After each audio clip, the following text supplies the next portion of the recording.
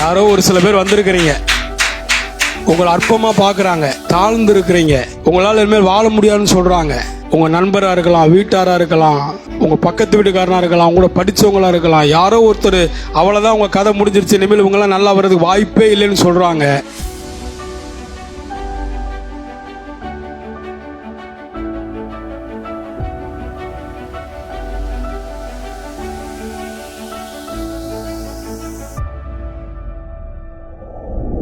நான் விருத்தி அடைவதை கர்த்தர் விரும்புகிறார்.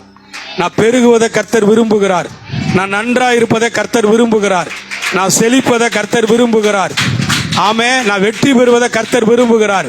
நான் தோற்று போகக்கூடாது என்பதற்காக சில வெற்றிகளை எனக்கு தருகிறார் கர்த்தர். வெற்றி சிறந்தார் அவர். அவர் விரும்புகிறப்ப நான் ஏங்க அதை விரும்பாம இருக்கணும்? நீதிமன்றம் பார்க்கணும், நீதிமான் விரும்புகிறது அவனுக்கு.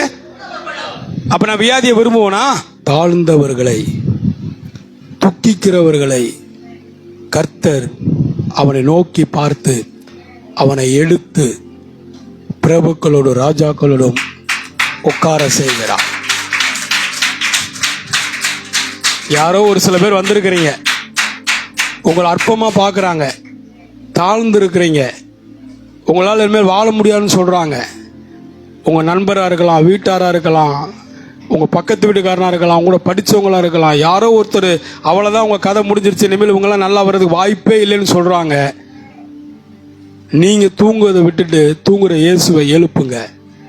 உங்கள் வாழ்க்கையில் கொந்தளிக்கிற எல்லா காற்றையும் கடலையும் கர்த்தர் அதட்டுவார்.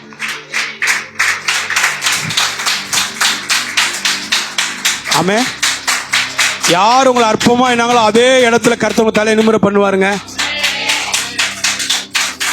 செய்வாரா? எத்தனை பேர் நம்புறீங்க? எத்தனை பேர் விசுவாசிக்கிறீங்க?